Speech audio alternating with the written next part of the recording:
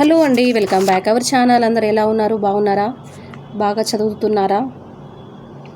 So ఇంకా ఈరోజు వచ్చేసి నా స్టడీ వ్లాగ్ వచ్చేసి నేను మార్నింగ్ నుండి ఇంకా నైట్ వరకు ఏం చదివాను అనేసి మీతో నేను షేర్ చేసుకోవాలనుకుంటున్నాను. సో యాక్చువల్గా నేను మార్నింగ్ లేవగానే ఫస్ట్ ఎక్సర్సైజ్ చేస్తాను. మనకు ఎక్సర్సైజ్ చేయడం ద్వారా కొంచెం మైండ్ అనేది చాలా ఫ్రెష్గా ఉంటుంది. ఎందుకంటే చాలామంది ఇంకా మార్నింగ్ నుండి ఈవినింగ్ కాన్స్టెంట్గా చదవాలంటే బాడీ అనేది సహకరించదు.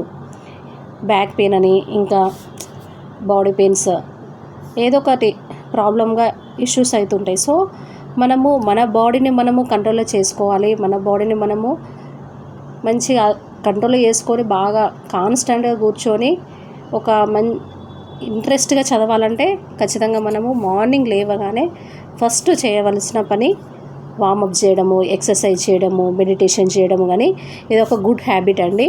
సో నేనైతే ఇంకా ఇలా డైలీ అయితే మార్నింగ్ అయితే చేస్తున్నాను. అప్పుడైతే స్కూల్కు వెళ్తున్నప్పుడు అసలు టైం ఉండకపోతే మార్నింగ్ లేచినామా, బ్రష్ చేసినామా, స్నానం చేసినామా, ఇంకా టిఫిన్ చేసేసి హడావిడిగా వెళ్ళిపోవడమే. సమ్ టైమ్స్ చేసేదాన్ని అనొద్దు కానీ చేశాను. ఈవినింగ్ వచ్చినప్పుడైతే కొంచెం టైం ఉంటుంది కదా, స్కూల్కి వెళ్ళి వచ్చిన తర్వాత ఈవినింగ్ వచ్చినప్పుడు టైం ఉంటుంది కాబట్టి అప్పుడు ఎక్సర్సైజ్ చేశాను.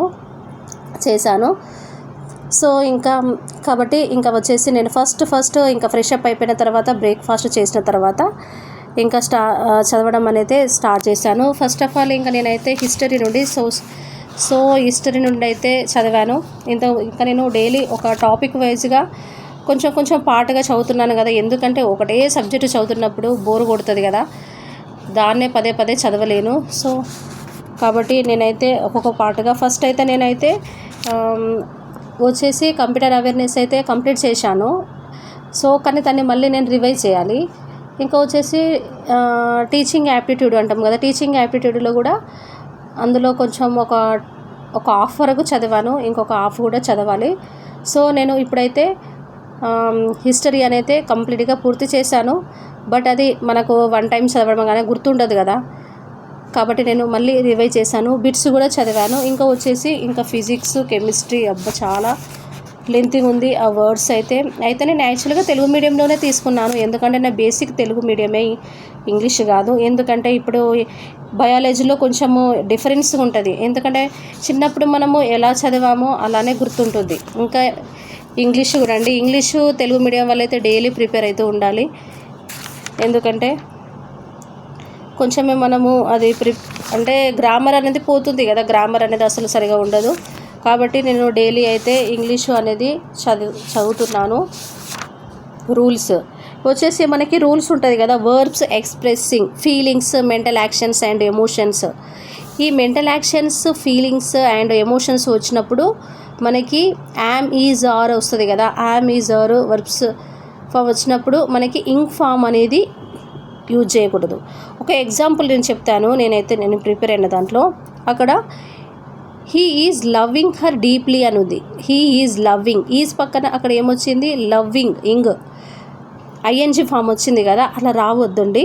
ఇదేంటంటే లవ్వింగ్, ఫీలింగ్స్, మెంటల్ యాక్షన్స్ కానీ ఎమోషన్స్ కానీ ఇవాళ వచ్చినప్పుడైతే మనమైతే హీ లవ్స్ హర్ డీప్లీ అనేసి correct option. Next I am disliking her very much అని ఉంది. అక్కడ డిస్లైకింగ్ అని ఉంది కదా, డిస్లైకింగ్ ఇంగ్ ఐఎన్జి వచ్చింది కదా, wrong. So I dislike her very much. కాబట్టి మనము హీ, షీ, ఇంకా యామ్, ఈజ్, ఆర్ అవి వచ్చినప్పుడైతే దాని పక్కన మనకి సెంటెన్స్ ఫార్మేషన్ అనేసి మనకు ఐఎన్జి ఫామ్ అయితే ఉండకూడదు. ఎందులో అంటే మళ్ళీ ముఖ్యంగా మనకి expressions, feelings, mentals actions, emotions అవి.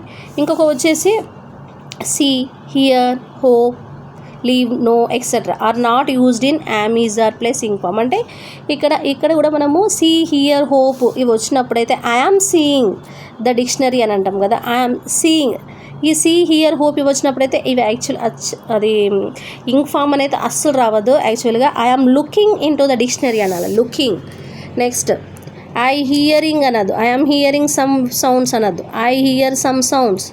అంటే ఇక్కడ మనకు ఐఎన్జి ఫామ్ అనేది సీ, హియర్, హోప్, లైవ్, లో ఇదైతే వచ్చినప్పుడు. ఇంకొకటి వచ్చేసి ఇంకా am having, is having, are having వస్తుంది కదా. ఈ హ్యావింగ్ అనేది కూడా మనము I am, she is, it is అని మనము యూజ్ చేయకూడదు. I have a tea, she has a gold chain, it has a long tail.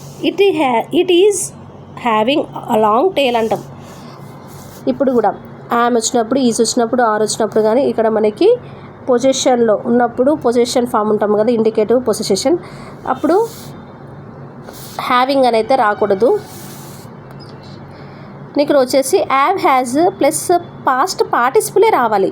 Has వచ్చినప్పుడు పాస్ట్ పార్టిసిపుల్ అంటే ఇక్కడ హీ హ్యాస్ కమ్ ఎస్టర్డే అని ఉంది, రాంగ్.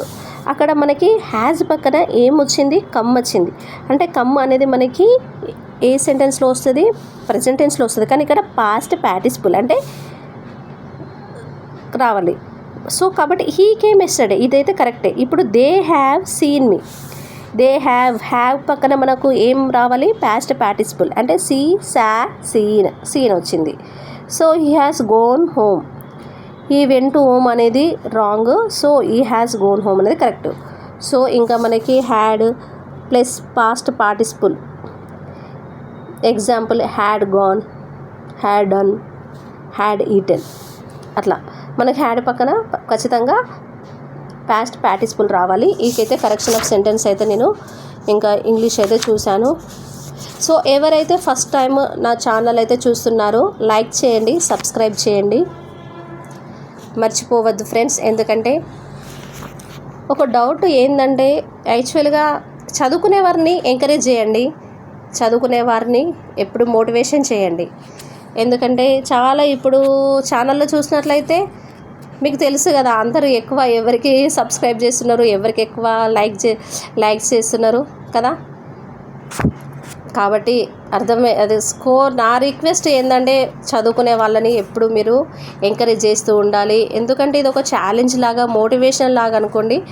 అలా అనుకొని నేను ఇదైతే ఫస్ట్ ఆఫ్ ఆల్ ఈ ఛానల్ని అయితే నేను ఈ స్టడీ పర్పస్లో అయితే నేను డైలీ అప్డేట్ అయితే చేస్తున్నాను, నేనైతే ఏమేమి చదువుతున్నానో. సో ఇంతవరకు అయితే మీరు మంచిగా నన్ను సపోర్ట్ చేస్తున్నారు, ఇలాగనే కంటిన్యూ చేయండి, సపోర్ట్ చేయండి ఫ్రెండ్స్ ఖచ్చితంగా. ఎందుకంటే నాలాంటి వాళ్ళని కూడా మీరు సపోర్ట్ చేస్తే చాలా బాగుంటుంది.